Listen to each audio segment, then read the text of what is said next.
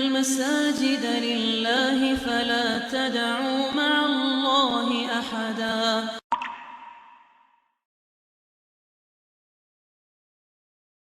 الله وبركاته. بسم الله الرحمن الرحيم. الحمد لله رب العالمين وبه نستعين على امور الدنيا والدين.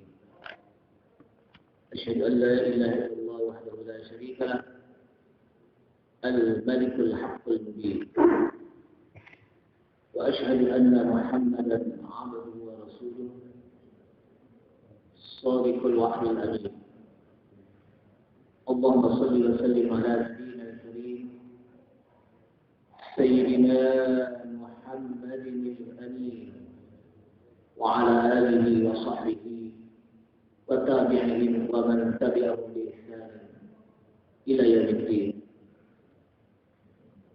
أما بعد، قال الله تعالى في كتابه الكريم وهو أصدق القائلين: يا أيها الذين آمنوا اتقوا الله حق تقاته ولا تموتن إلا وأنتم مسلمون. يا أيها الذين آمنوا اتقوا الله وقولوا قولا سديدا يصلح لكم أعمالكم ويغفر لكم ذنوبكم، ومن يطع الله ورسوله فقد فاز فوزا عظيما. وقال رسول الله صلى الله عليه وسلم: فإن أصدق الحديث كتاب الله تعالى، وخير الهدي هدي محمد صلى الله عليه وسلم، وشر الأمور محدثاتها، وكل محدثة بدعة، وكل بدعة ضلالة، وكل ضلالة في النار. معاشر المسلمين والmuslimat rahimani Allah wa rahimakum. Ibu bapak hadirin sekalian jemaah Masjid Al-Muhajirin yang mudah-mudahan dirahmati Allah Subhanahu wa taala. Mengawali dari kajian kitab tauhid ini, mari sama-sama kita memanjatkan puji serta syukur kita pada Allah Subhanahu wa taala yang telah begitu banyak memberikan nikmat-nikmatnya kepada kita sekalian. Baik nikmat yang kita minta maupun nikmat yang tidak pernah kita minta. Wa ataakum min kulli ma sa'altumuhu wa in ta'uddu ni'matallahi la tuhsuha. Dan dialah Allah Subhanahu wa taala yang telah memberikan kepada kalian, kata Allah Subhanahu wa taala dalam ayat ini, ma sa'altumuhu, apa yang kalian minta. Wa in ta'uddu ni'matallahi la tuhsuha. Dan jika kalian menghitung-hitung satu persatu nikmat yang telah aku berikan, la tuhsuha, niscaya kita tidak akan mampu untuk menghitungnya. Namun di antara nikmat yang begitu banyak, maka nikmat iman dan Islamlah yang merupakan nikmat yang utama dalam kehidupan kita. Karena nikmat inilah yang akan bisa membawa kita untuk masuk ke dalam surga Allah Subhanahu wa taala. Dan dengan nikmat iman dan Islam pula lah mudah-mudahan nanti di akhirat kita diselamatkan oleh Allah Subhanahu wa taala dari api nerakanya. Salawat serta salam kami kita sampaikan kepada Nabi kita Nabi Muhammad sallallahu alaihi wasallam beserta para keluarganya, para sahabatnya, para pengikutnya yang senantiasa istiqamah di dalam menjalankan sunnah-sunnah Rasulullah sallallahu alaihi wasallam. Ma'asyiral muslimin rahimakumullah. Pagi hari ini kita akan memasuki tentang pasal atau bab yang berkenaan dengan hukum sihir, hukum perdukunan, dan hukum arrafah. Arrafah itu kalau bahasa kita adalah orang-orang pintar. Jemaah sekalian, setelah kita berbicara tentang bagaimana cara mentauhidkan Allah Subhanahu wa taala, kita meyakini bahwa seluruh alam yang seluruh alam yang ada di permukaan bumi ini adalah semuanya ciptaan Allah Subhanahu wa taala, termasuk diri kita. Jadi tidak ada yang boleh meyakini bahwa adanya alam, ada satu alam yang bukan ciptaan Allah. Jadi tidak boleh kita meyakini bahwa ada satu alam yang bukan ciptaan Allah Subhanahu wa taala. Semuanya ciptaan Allah Subhanahu wa taala. Kemudian kita wajib untuk beribadah hanya kepada Allah Subhanahu wa taala. Jadi setelah kita meyakini bahwa seluruh alam yang ada di jagat raya ini adalah semuanya ciptaan Allah Subhanahu wa taala. Kita seringkali mengatakan alhamdulillahi rabbil alamin. Segala puji bagi Allah. Siapa Allah? Rabbil alamin. Rabb. Apa kata-kata Rabb? Sering orang mengartikan Rabb itu apa? Artinya apa Rabb? Rabbana atau Rabbi. Wahai Tuhan. Tuhan. Kalau ilah itu apa ilah? Ilah itu Tuhan juga. Padahal kalau kita lihat di dalam bahasa, kata-kata ilah itu adalah al-ma'bud bihaq, yang disembah dengan benar. Allah Subhanahu wa taala itu adalah ilahun, zat yang disembah dengan benar, yang mustahil untuk apa? Disembah. Itu disebut apa? Ilah. Sedangkan Rabb itu memiliki beberapa makna. Ketika kita mengatakan Rabbil alamin, segala puji bagi Allah yang Rabbil alamin. Kalau dulu kita mengartikan Rabbil alamin itu apa artinya? Segala puji bagi Allah seluruh sekalian alam. Saya nggak tahu apa arti seru. Kalau yang saya tahu seru itu yang ramai. Seru banget acaranya kan itu. Tapi saya nggak tahu itu bahasa dulu pakai apa. Segala puji bagi Allah seluruh sekalian alam itu. Ternyata ya seru itu semua ya berarti. Kalau bahasa saya apa? Seru itu apa? Ramai gitu. Seru banget acaranya kan. Nah, ternyata belakangan ini saya lihat tidak ada lagi yang menerjemahkan seluruh sekalian alam itu. Yang sebetulnya kalau kita lihat kata-kata Rabb di dalam ayat surah Al-Fatihah itu bermakna tiga. Pertama, ketika kita mengatakan Rabbil alamin, ay khaliqul alamin. Allah yang khaliqul alamin, yang menciptakan ini alam. Setelah Allah Subhanahu wa taala ciptakan ini alam ini enggak dibiarkan, enggak ditinggalkan. Kemudian setelah itu Rabbil alamin, mudabbirul alamin. Setelah Allah Subhanahu wa taala ciptakan, Allah mengatur kehidupan alam. Ini setelah diciptakan apa? Diatur oleh Allah Subhanahu wa taala. Setelah diatur, Allah tentukan muqaddirul alamin, tentukan masing-masing alam ditentukan. Ada yang umurnya segini, ditentukan ada yang rezekinya segini, kapan dia meninggal, di mana dia akan meninggal. Itu sudah ditentukan oleh Allah SWT. Semua alam sudah ditentukan. Jadi diciptakan, diatur dan ditentukan. Itulah yang sebelumnya Rabbil alamin. Kita sudah membahasnya. Kemudian setelah itu kita masuk kepada hal-hal yang berkenaan dengan syirik. Setelah bertauhid pada Allah SWT, kita membahas tentang syirik. Jadi ini sebuah metode yang disampaikan oleh para ulama. Biasa dalam kitab-kitab tauhid, setelah memahami tentang masalah tauhid, maka juga harus memahami tentang syirik. Kenapa? Bisa jadi orang bertauhid tapi ternyata dia bisa terjerumus ke dalam kesyirikan. Dia bertauhid tapi terjerumus dalam kesyirikan. Kenapa? Karena dia tidak memahami tentang syirik. Sehingga kata para ulama, di samping kita mempelajari tentang bagaimana mengesahkan Allah Subhanahu wa taala, bertauhid kepada Allah, kita juga harus mempelajari tentang syirik. Agar apa? Agar jangan sampai orang terperosok dalam kesyirikan. Makanya disebutkan di dalam ayat Al-Quran, salah satu tugas utama para rasul semuanya, baik dari Nabi Adam sampai Nabi kita Nabi Muhammad SAW adalah tugasnya mereka menyampaikan dakwah untuk beribadah kepada Allah SWT, mentauhidkan Allah SWT. Wa kadzalika ba'atsna likulli ummatin rasulan an ya'budullaha wajtanibut taghut. Dan begitulah kami telah mengutus setiap umat seorang rasul. Tugasnya apa? An ya'budullah, agar mereka mau beribadah kepada Allah Subhanahu wa taala, mentauhidkan Allah. Kemudian yang kedua, wajtanibut taghut, dan tinggalkanlah taghut. Taghut itu apa? Sesuatu yang disembah selain Allah, itu disebut taghut. Jadi beribadah kepada Allah Subhanahu wa taala dan meninggalkan taghut. Bahkan dalam ayat ini juga disebutkan wa'budullaha wa la tusyriku bihi syai'a. Beribadah kepada Allah dan jangan menyekutukan Allah. Sebetulnya Wa'budullaha itu sudah cukup kita diperintahkan untuk beribadah kepada Allah SWT. Tapi kenapa ayat itu dilanjutkan dengan wala tusyriku bihi syai'an, dan jangan Anda menyekutukan Allah. Sebab berapa banyak orang yang beribadah kepada Allah Subhanahu wa taala, ternyata dalam ibadahnya dia di situ ada unsur-unsur kesyirikan. Makanya dilanjutkan wa'budullaha wala tusyriku bihi syai'an.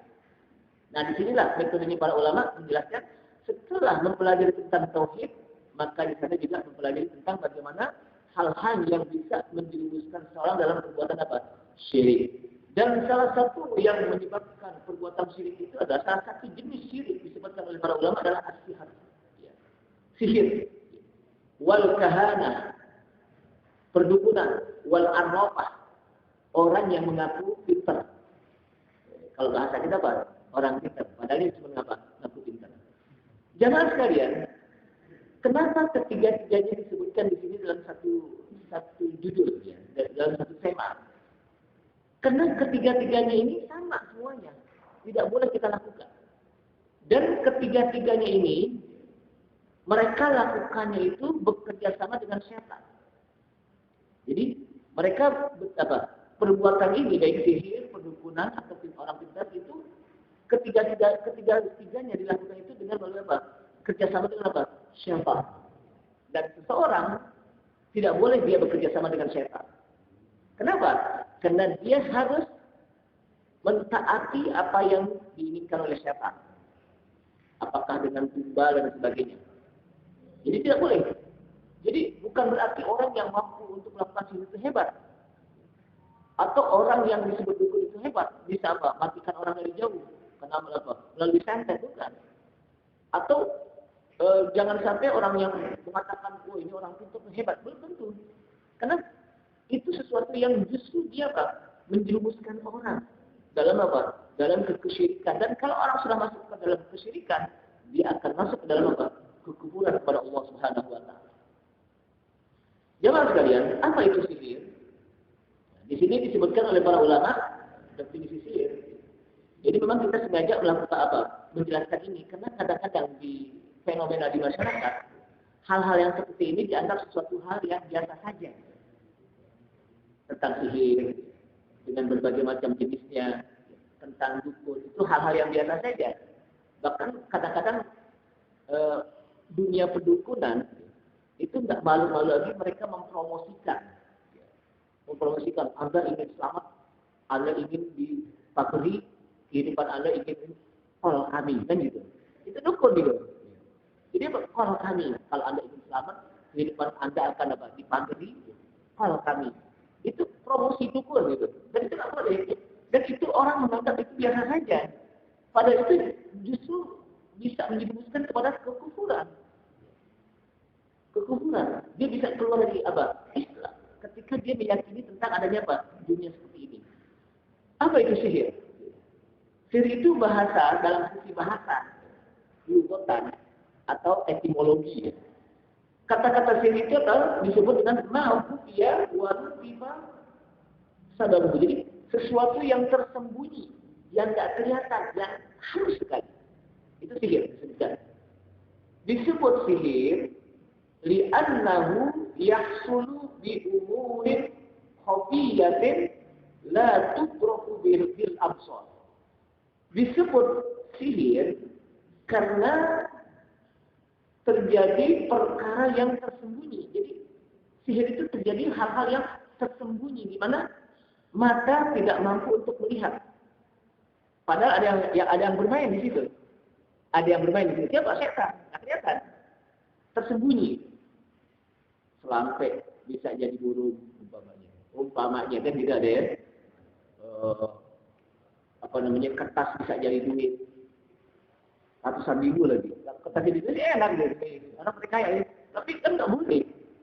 Kadang-kadang apa? Itu ditipu mata kita dengan apa? Dengan pandangan-pandangan yang tersembunyi. Itu yang disebut sihir secara bahasa. Nah, secara syar'i azaimu wa aqdu yanfusu fiha wa ruqiyu wa kalamu yatakallamu bihi. Jadi Yang disebut sihir secara syar'i adalah sesuatu yang disebut azimat atau ajimat. Dia nyimpen barang. Ini barang batu nih, kalau ada batu ini nih, saya nggak bakalan buang air nih. Saya nggak tahu itu hubungannya apa itu antara batu di kantongnya nggak buang air. Ada nggak hubungannya? Saya nggak tahu itu. Bisa itu nggak begitu gitu. Harus ada hubungannya. Gitu. Ketika dia sakit pergi ke dokter, kan ada hubungannya. Kata dokter, ini Anda penyakitnya seperti ini. Lalu dikasih obat sesuai dengan apa? Apa yang dibutuhkan oleh perut. Itu nanti ada hubungannya.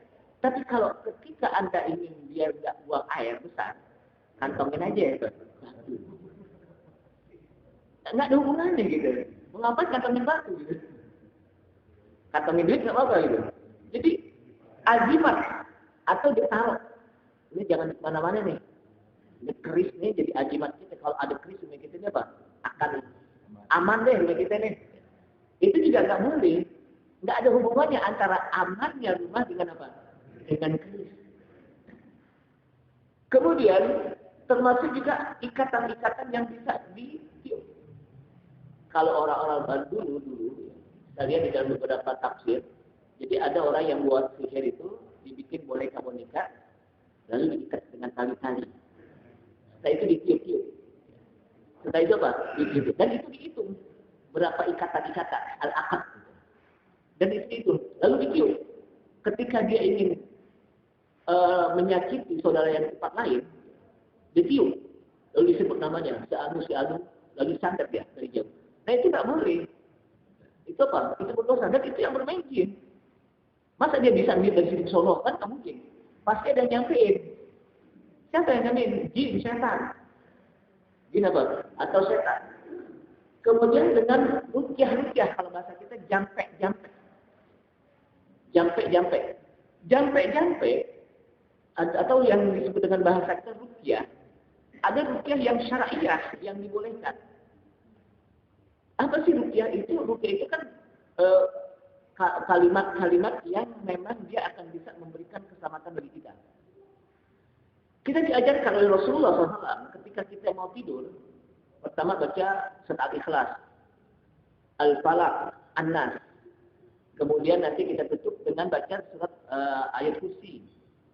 Ayat kursi lalu sampai Amana Rasul bima unzila ilaihi sampai apa? Surat Al-Baqarah ayat kedua terakhir. Barang siapa yang baca ayat kursi ketika dia tidur, maka dia akan terjaga, terselamatkan dari godaan setan, dari kejahatan setan sampai dia pagi. Itu kita rukyah diri kita. Itu boleh. Kenapa? Karena memang Rasulullah melakukannya. Ketika kita habis sholat, kita baca apa? Baca ayat kursi juga. Barang siapa yang melakukannya, maka dia akan terjaga dari kejahatan setan sampai selanjutnya. Jadi itu apa? Masing-masing ada. Artinya kita merukyah diri kita dengan kita membaca apa? Zikir. Ada zikir pagi, ada zikir sore. Bahkan ada zikir-zikir yang bisa menghapuskan dosa-dosa kita. Seperti kita baca subhanallah 33 kali, alhamdulillah 33 kali, Allahu akbar 33 kali. Lalu kita dengan la ilaha illallah wahdahu la syarikalah, lahul mulku wa lahul hamdu wa huwa ala kulli syai'in qadir. Menjadi 100, karena itu satu kali sehingga menjadi 100 jumlahnya. Dan ini dibaca setelah kita sholat. Barang siapa yang membacanya, kata Rasulullah, ghufirat khotoyahu walau mithla jabali bahrin. Dia akan diampuni dosa-dosanya walaupun sebanyak buih di lautan. Makanya kita habis sholat jangan kita langsung lompat, baca zikir dulu. Dan itu juga termasuk apa? Menjaga diri kita dengan kita apa? Dengan kita berzikir kepada Allah SWT. Itu rukyah juga. Kita apa? Mau keluar, Bismillahirrahmanirrahim. La haula wa la quwata illa billah. Ya Allah, aku bertawakal kepadamu dengan namamu. Itu apa? Akan terjaga ketika kita apa? Di jalanan. Ini rukyah apa? Yang memang diajarkan. Tapi ada rukyah jampe-jampe. Rukyah yang tidak syariah. Simsalabim. Ada apa? Ada benar kan gitu. Itu nggak diajari gitu. Itu nggak diajari itu. Itu bukan apa? Bukan jampe-jampenya syariah. Itu tidak diajarkan. Jadi itu memang ada di hadis itu apa? Ada. Jadi jangan juga gitu. Simsalabim mudah-mudahan jadi masuk nomornya keluar nih mudah-mudahan. Itu sih lain lagi. Boleh dua itu. Pertama dia pakai rupiah nyesin salabin, yang kedua nomornya mau keluar. Kan nggak boleh. Apa judi? Jadi itu yang disebut apa? Rupiah. Terus wakala dia akan lebih dengan rupiah tersebut dia mengucapkan kalimat-kalimat. Kemudian ditiup-tiupkan. Kemudian hal tersebut akan berpengaruh dalam hati seseorang. Dengan dia membaca ini, dia akan bisa melakukan kejahatan kepada orang lain. Atau umpamanya, kalau bagi seorang laki-laki yang dia seorang wanita tertarik, maka dia dibaca-bacakan. Kemudian disebutkan lagi, wal abdan juga berpengaruh pada badan. Dia bisa sakit. Oh ternyata di perutnya ada pakunya. Kan gitu. Itu juga bisa. Lalu menjadi sakit. Kemudian bisa membunuh seseorang. Atau juga bisa menyebabkan antara suami istri itu berpisah. Itu yang disebutkan dalam ayat Al-Quran. وَاتَّبَعُوا مَا تَتْلُو الشَّيَاطِينُ عَلَى مُلْكِ سُلَيْمَانَ وَمَا كَفَرَ سُلَيْمَانُ وَلَكِنَّ الشَّيَاطِينَ كَفَرُوا يُعَلِّمُونَ النَّاسَ السِّحْرَ. Mereka wattaba'u ma tatlu syayatin ala mulki Sulaiman. Mereka mengikuti apa yang dibacakan oleh setan-setan pada saat masa kerajaan Sulaiman. Jadi wa ma kafara Sulaiman. Nabi Sulaiman enggak kufur. Memang di zaman Nabi Sulaiman itu terjadi apa? Merajalelanya apa? Perkembangan sihir-sihir. Tapi Nabi Sulaiman tidak mengajarkannya. Justru setan-setan yang mengajarkannya, mereka membacakan kepada orang-orang dengan adanya kitab-kitab sihir. Kemudian maka kata Allah, wa ma kafara Sulaiman. Sulaiman itu tidak kafir. Tapi yang kafir apa? Wa ma kafara Sulaiman walakin asyayatin kafaru. Akan tetapi setan-setan itulah yang kafir. Yang kerja sama dengan setan itulah yang kafir. Yang mau dibohongkan dengan setan itulah yang apa? Yang kafir. Kenapa? Yu'allimuna an-nasa sihir. Karena setan itu mengajarkan sihir. Artinya apa? Orang yang mengajarkan sihir, hukumnya nih. Orang yang belajar sihir, bahkan orang yang nonton juga nggak boleh. Yang nonton. Kenapa? Karena kalau dia nonton, lama-lama dia akan kagum terhadap sihir tersebut. Sihir itu bisa dikalahkan oleh Nabi Musa. Tukang-tukangnya sihir, Fir'aun, itu tukang-tukang sihirnya yang pilihan. Jadi Fir'aun ini ingin mengalahkan Nabi Musa. Dipanggillah tukang-tukang sihir untuk mengalahkan apa? Nabi Musa. Dipanggil tukang-tukang sihir pilihan, tukang-tukang sihir yang luar biasa di kota tersebut Mesir. Kemudian dikalahkan dengan mukjizat yang diberikan oleh Allah SWT kepada Nabi Musa. Tukang sihir ketika mereka melemparkan tambang, jadilah ular-ular. Nabi Musa ketika diperintahkan untuk melemparkan tongkatnya, wa alqi 'asaka. Lemparkanlah tongkat wahai Musa, kata Allah. Maka jadilah tongkat tersebut hayyatan, ular yang bergerak. Semua ular-ularnya tukang-tukang sihir Fir'aun habis dilalak oleh apa? Ularnya Nabi Musa. Ini menandakan bahwa yang hak itu akan memenangkan yang batil. Sihir akan dikalahkan oleh kebenaran, mukjizat Nabi kita dan Nabi Musa alaihissalam. Nah, ini menandakan apa? Artinya yang hak pasti akan apa? Akan menang. Jangan sekalian rahmatullah. Jadi orang yang belajar kita nggak boleh. Makanya jangan bangga kalau apa? Orang dia bisa tuh bikin selampek, bisa jadi apa? Bunga umpamanya. Atau bisa jadi burung. Itu nggak bangga. Justru itu akan merusak akidah keimanan seseorang.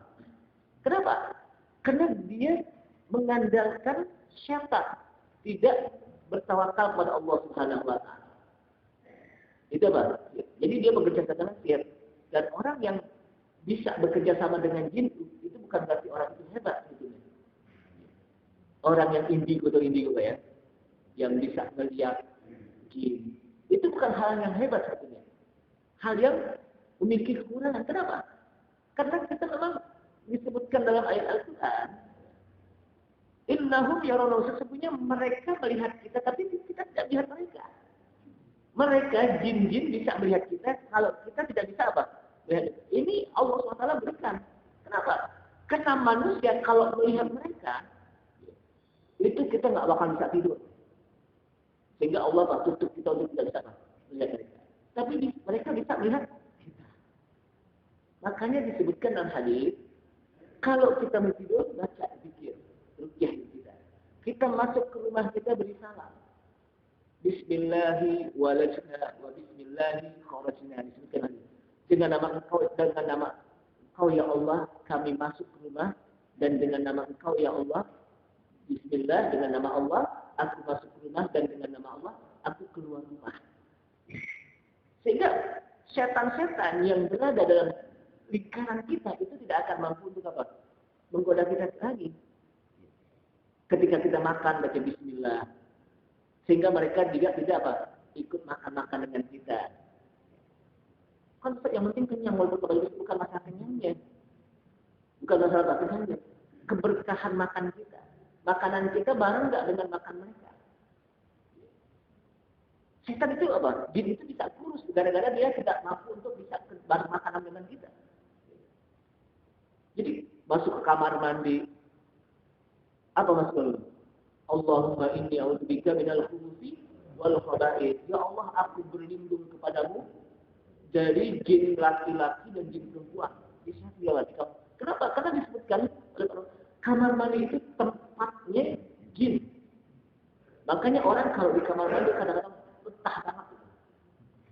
Apalagi kalau disediain HP.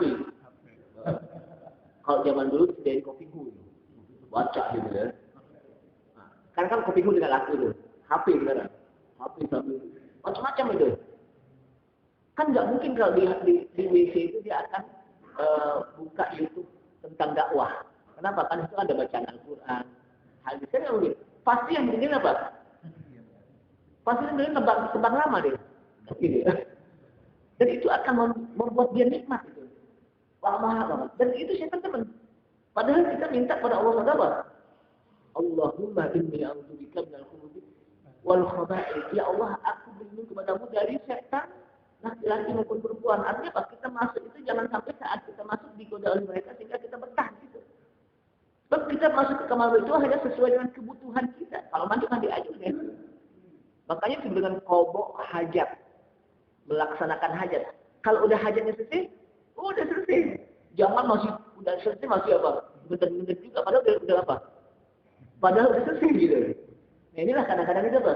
Kenapa itu setan? Udah terus saja enak-enak. Padahal di luar udah nungguin berapa orang gitu ya. Kemudian keluarnya kita minta kepada Allah SWT apa? Dengan hadis yang pendek sebenarnya kalau saya lihat dengan Ghufranak. Aku minta ampun kepadamu ya Allah. Kenapa? Bisa jadi di kamar mandi kita melakukan dosa, kita minta ampun. Bayangkan. Jadi apa yang kita lakukan zikir-zikir, makanya Al-Imam Nawawi ada satu kitab yang namanya Al-Adhkar. Al-Adhkar lil Nawawi. Zikir. Jadi setiap apa yang kita lakukan dalam kehidupan kita 24 jam itu ada zikir-zikirnya. Untuk apa sih zikir tersebut? Untuk mengukir diri kita agar kita selamat. Rasulullah SAW sudah disebutkan dalam sebuah riwayat hadis pernah kata sihir diajarkan oleh Allah dengan membaca apa? Qul huwallahu ahad, qul a'udzu birabbil falaq, qul a'udzu birabbin nas. Masing-masing 3 disebutkan. Jadi apa?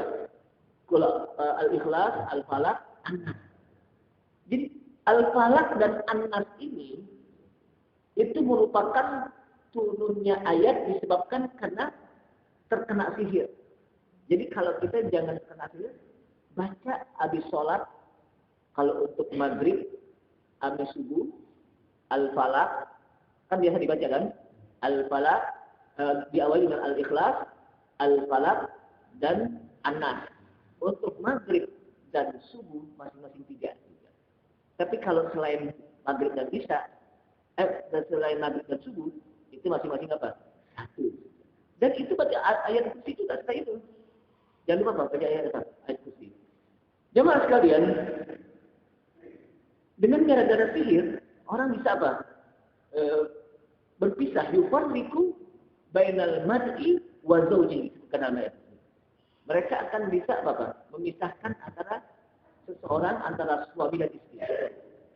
Kata para ulama, setan sangat suka untuk memisahkan antara suami istri. Kenapa? Karena kalau dia masih terus akan menghasilkan umat Islam yang begitu banyak, sehingga diputus keturunannya. Agar apa? Tidak menghasilkan apa? Umat. Tidak menghasilkan apa? Banyak orang-orang mukmin. Jamaah sekalian, kalau kita lihat disebutkan di sini apa hukum sihir? Di sini kalau kita lihat Allah Subhanahu wa taala qaranahu syari'u bisyirki haitsu yaqul. Di mana dalam hadis Rasulullah sallallahu alaihi wasallam digandengkan antara al-isyrak billah wa sihir. Satu kali Rasulullah mengatakan, "Ijtanibus sab'al mubiqat." Ijtanibus sab'al mubiqat. Kata Rasulullah dalam hadis tersebut, jauhkanlah olehmu 7 yang bisa menghancurkan, membinasakan kalian. 7 yang bisa membinasakan dan menghancurkan kalian. Artinya apa? Jauhkan di sini berarti hukumnya haram kalau dilakukan. Kenapa? Karena ini dosa besar.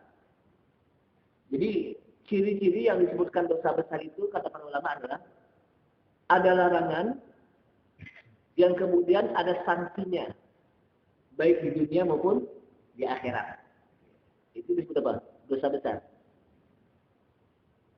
Tapi ingat, di sana juga ada dosa kecil. Tidak disebutkan sanksinya. Tapi dosa. Tapi ingat, kata para ulama, jangan meremehkan dosa kecil. Kenapa? La saghair bistimrar walal kabair bil istighfar. Abdullah bin Mas'ud, la saghair bil istimrar. Tidak ada yang disebut dengan dosa kecil kalau dia lakukan terus-menerus. Tidak ada yang disebut dengan apa? Dosa kecil kalau dia lakukan. Kenapa? Karena kalau lakukan terus-menerus bisa aja dosa itu jadi gede. Kan gitu. Kayak orang nabung. Nabung sih nggak banyak-banyak. Cuman sehari cuman 2.000 pokoknya. Tapi kalau terus apa ditabung kira-kira jadi banyak kok. Sama dengan dosa juga begitu. Dosa ini kecil, tapi kalau itu apa? Terus-menerus dilakukan jadi banyak lah. Kalau terus jadi banyak akan sulit. Karena disebutkan dalam hadis, "Idza zanaba 'abdun dzanban", apabila seseorang melakukan dosa. Jadi apabila seseorang melakukan dosa, maka iswadda qalbuhu. Ada satu titik nuqtatan fi qalbihi. Ada satu titik yang ada dalam hatinya. Satu dosa. Kemudian ketika dia melakukannya lagi, akan tambah satu titik lagi. Kemudian ketika dia melakukan lagi, akan tambah satu titik lagi. Kalau dia melakukan terus-menerus, maka lama-lama titik tersebut akan menutupi hatinya. Ini yang disebut apa? Kalla bal rona ala qulubihim. Kata Rasulullah. Itulah yang disebut rona. Titik hitam, noda-noda hitam yang menutupi hati mereka. Rona. Itu saya lihat rona itu ternyata bahasa Indonesia juga ya. Titik rona. Jadi apa? Itulah titik-titik yang menutupi hati kita. Nah, kalau sudah titik itu menutupi hati dengan kebanyakan dosa, kemudian dia akan sulit untuk melakukan kebaikan.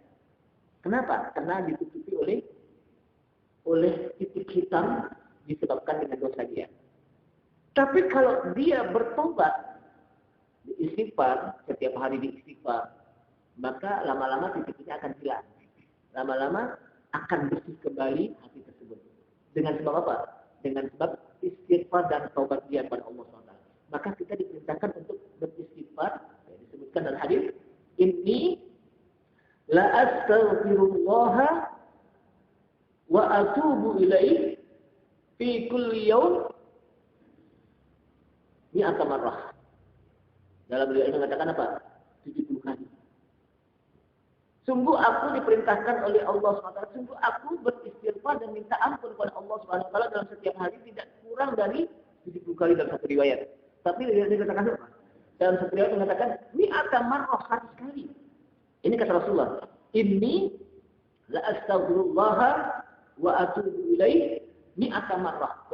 Sungguh aku minta ampun dan bertobat kepada Allah dalam setiap hari tidak kurang dari 100 kali. Maksimal kita ambil. Itu Rasulullah. Padahal Rasulullah apa? Maksud orang yang sudah dihapusi dosa-dosanya oleh Allah SWT. Sudah dijamin masuk surga, tapi masih tetap astagfirullah wa atubu ilaih. Minta ampun dan bertobat kepada Allah. Untuk apa? Untuk mengajarkan kepada kita umatnya. Kalau saja Rasulullah SAW masih apa? Minta ampun dan bertobat, apalagi kita. Umatnya lebih pantas lagi. Maka dalam setiap hari jangan lupa kita beristighfar, minta ampun. Dan kalau kita beristighfar, minta ampun, itu lama-lama titik-titik yang ada dalam hatinya itu akan hilang dengan istighfar dan taubat kita. Jadi tidak ada dosa yang kecil, la saghair bil istimrar. Tidak ada dosa yang kecil kalau dia lakukan terus-menerus. Walal kabair bil istighfar. Dan tidak ada dosa besar kalau dia lakukan dengan setelah itu dia beristighfar. Dia sudah buat dosa besar, kemudian dia beristighfar, minta ampun kepada Allah SWT dan dia bertobat. Maka hilang dosanya. Kenapa? Karena dia sudah bertobat dan minta ampun kepada Allah SWT. Sehingga janganlah kita meremehkan dosa kecil. Jangan sampai kecil-kecil kan cabai rawit ya, pedas banget. Ya. Apalagi kecil-kecil cabai rawit, dosanya apa? Udah kecil, dosanya banyak gitu. Jemaah sekalian. Nah, ijtanibu sab'al mubiqat. Jauhkanlah 7 yang akan bisa membinasakan. Berarti ini dosa besar. Kenapa? Dilakukan dan akan bisa menghancurkan dia, membinasakan dia. Binasa di sini maksudnya apa? Bisa menghilangkan iman dia. Bisa menghilangkan iman dia. Ingat, kita mempelajari ini bukan berarti kita untuk mengkafir-kafirkan orang. Ini kan banyak itu ngafir orang, bukan. Kita ingin memahami tentang apa saja yang bisa orang keluar dari Islam. Secara pribadi orang kita nggak boleh kafirin. Itu kafir nggak boleh. Walaupun dia sedang melakukan ini, ini kok lakukan ini. Oh, itu kafir nggak boleh. Karena kita nggak boleh langsung mengkafirkan. Bisa jadi hal tersebut belum sampai kepada dia hujahnya darinya. Dia nggak tahu, dia melakukan itu nggak tahu. Ya, itu kan pernah kita bahas ya. Jangan gampang-gampang mengkafirkan orang, nggak boleh. Kenapa? Karena kalau orang kafir itu akan bisa kembali kepada dirinya. Kita mempelajari ini dalam rangka untuk menjaga iman kita. Untuk menjaga iman kita. Jadi kalau ada orang yang seperti itu, jangan langsung kita ponis itu udah kafir, jangan. Kenapa? Bisa jadi dia pertama nggak tahu, kena lupa, bisa jadi, atau kena dipaksa, atau kena terpaksa, macam-macam. Jadi jangan langsung Adapun kita mempelajari ini dalam rangka untuk menjaga keimanan kita, bukan untuk mengkafirkan orang. Allah. Kemudian kata Rasulullah, apa sih yang bisa menghancurkan 7 hal? Salah satunya adalah al-isyraku billah, menyekutukan Allah. Menyekutukan Allah, menjadikan Allah SWT ada tandingannya. Hati-hati. Wa'budullaha wa la tusyriku. Akibat dalam setiap ibadah hendaknya kita tujukan hanya kepada Allah SWT. Dalam meminta kita tujukan hanya kepada Allah SWT. Dalam memohon hanya kepada Allah Subhanahu wa taala. Menyembelih atas nama Allah Subhanahu wa taala. Bismillah.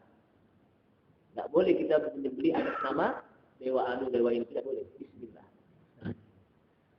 Nah, ketika disebutkan al-isyraku billah, kemudian langsung digandeng dengan kalimat wasihru oleh Rasulullah dan sihir.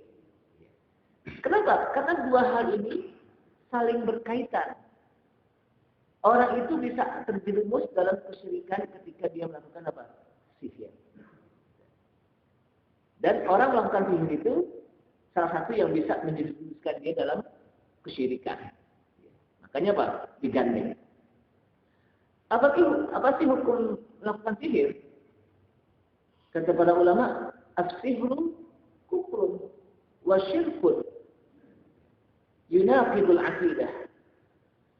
Orang yang melakukan sihir itu kufur dan dia sudah menyekutukan Allah Subhanahu wa taala. Dan dia bisa membatalkan iman. Bayangkan, bisa membatalkan iman. Nah, di sini jemaah sekalian, betul-betul kita menjaga iman kita kepada Allah SWT. Karena ini yang bisa menyelamatkan kita nanti di akhirat, iman. Ketika kita akhir hayat, ini yang disebutkan oleh Rasulullah, innamal a'malu bi khawatimiha. Sesungguhnya amal itu dilihat dari akhir hayatnya. Penutup hidupnya apa dia? Apakah saat dia menutup hidup di dunia itu masih ada iman atau enggak? Masih bertauhid atau enggak? Kalau masih bertauhid, masih beriman, berarti dia hidup. Akhir hidupnya husnul khotimah. Kan kita minta, Allahumma inna nas'aluka husnul khotimah. Ya Allah, kami minta kepadamu husnul khotimah. Apa sih yang dimaksud husnul khotimah? Mati dalam keadaan iman. Mati dalam keadaan bertauhid. Masih dalam istiqamah. Itu yang disebutkan oleh Allah SWT. Yuthabbitullahu allazina amanu bil qawli tsabit. Semoga Allah teguhkan yuthabbitullahu allazina amanu kepada orang-orang yang beriman bil qawli tsabit, dengan qaul tsabit, ucapan yang sabit, yang teguh. Apa itu? Kalimat tauhid la ilaha illallah. Dia masih dalam kondisi iman. Kan saat dicabut ruhnya oleh malaikat maut. Itu yang disebut dengan husnul khotimah. Karena kalau enggak, tidak ada harapan bagi nanti untuk masuk ke dalam surga Allah SWT. Tapi kalau masih ada iman, pada saat di akhir hayat ini ditutup dengan iman, ada harapan masuk surga. Makanya salah seorang sahabat di situ disebutkan Ibnu Abbas, ketika ditanya, wahai Ibnu Abbas, hari apa yang paling baik, yang paling utama? Menurut kita mungkin masing-masing orang kebanyakan mengatakan bahwa hari yang paling utama apa? Hari apa? Pasti hari Jumat. Dan itu memang disebutkan. Jumat itu apa? Sayyidul Ayyam, pemimpin hari-hari. Kalau hari itu ada pemimpin, nah Jumat, maka bulan juga ada. Ramadan, Sayyidul Syuhur. Nabi juga ada. Nabi Muhammad SAW, Sayyidul Anbiya wal Mursalin. Tapi Ibnu Abbas tidak mengatakan begitu. Hari yang paling utama dari seseorang adalah hari saat ketika dicabut ruhnya oleh malaikat maut. Ketika dicabut ruhnya oleh malaikat maut, dia masih dalam tetap kondisi iman. Karena itu hari penentuan. Apakah nanti di akhirat dia bisa masuk surga Allah Subhanahu wa taala atau tidak, tergantung akhir hayatnya. Kalau dia masih mempertahankan imannya, masih bertauhid kepada Allah Subhanahu wa taala, apalagi dia mengucapkan kalimat la ilaha illallah, maka nanti di akhirat dia masih ada harapan masuk ke dalam surga Allah Subhanahu wa taala.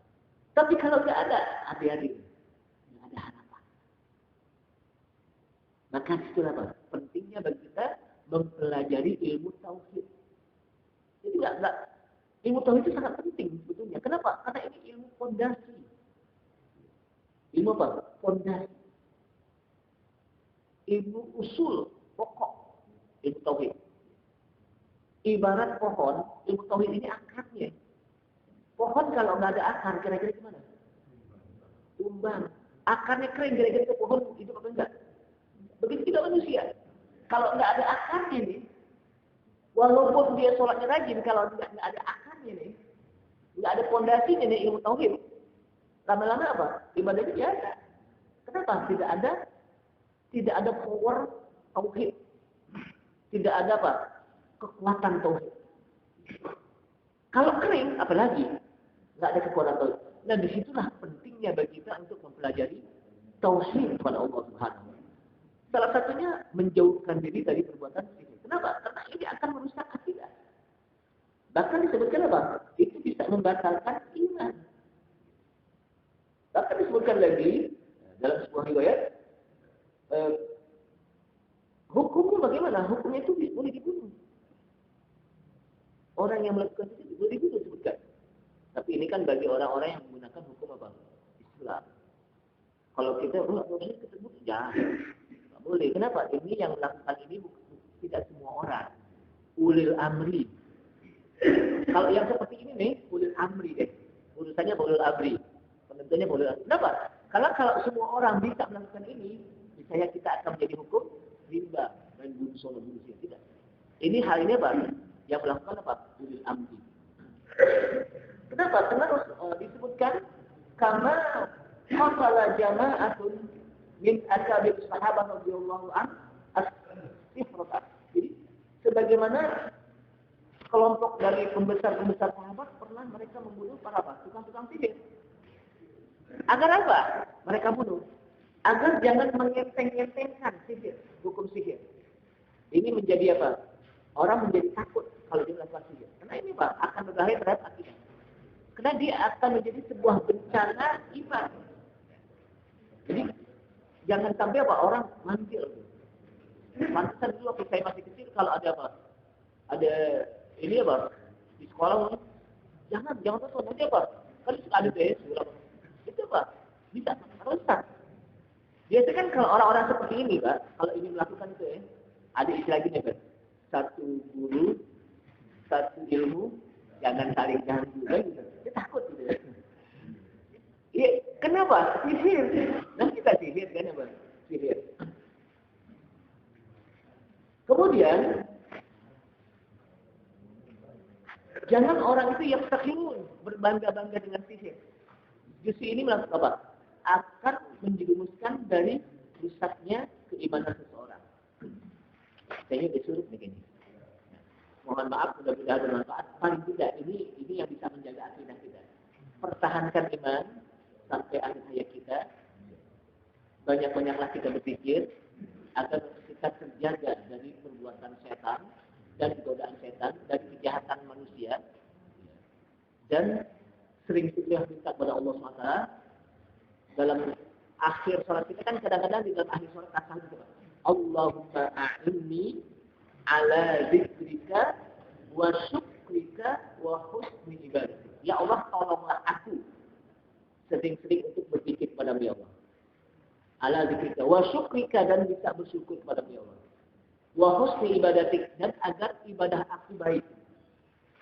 Kalau ibadah kita baik, berarti ibadah kita diterima oleh Allah SWT. Yang kedua, minta juga kepada Allah SWT, Allahumma ya muqallibal qulub, tsabbit qalbi ala dinik. Wahai yang membolak-balik hati. Allah Subhanahu wa taala yang membolak-balik hati. Tsabbit qalbi ala dinik. Teguhkan hatiku, tetapkan hatiku selalu berada di atas agama-Mu. Selalu berada dalam tauhid kepadamu. Itu kita minta. Jadi jangan merasa aman kita. Pokoknya anu udah kuat iman kita, udah aman. Belum tentu. Tetap kita minta pertolongan pada Allah SWT. Jadi tetap kita minta apa? Pertolongan pada Allah agar iman kita dijaga oleh Allah SWT. Ini saja, mudah-mudahan bermanfaat. Allahumma inna nas'aluka husnal khatimah. Allahumma inna nas'aluka husnal khatimah. Allahumma inna nas'aluka husnal khatimah. Waj'al akhir kalamina minad dunya qawla la ilaha illallah. Semuanya.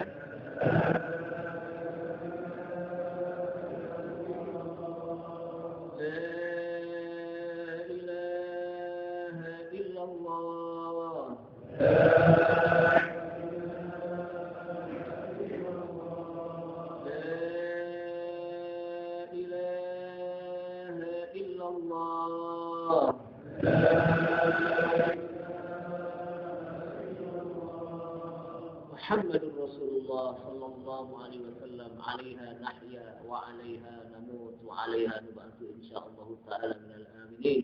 ربنا آتنا في الدنيا حسنة وفي الآخرة حسنة وقنا عذاب النار. دعواهم فيها سبحانك اللهم وتحياتهم فيها سلام وآخر دعواهم أن الحمد لله بالعالمين. تقبل منكم تقبل يا كريم. تتوب سبحانك وبحمدك أشهد أن لا إله إلا أنت أستغفرك وأتوب إليك. والسلام عليكم ورحمة الله وبركاته. وأن المساجد لله فلا تدعوا مع الله أحدا.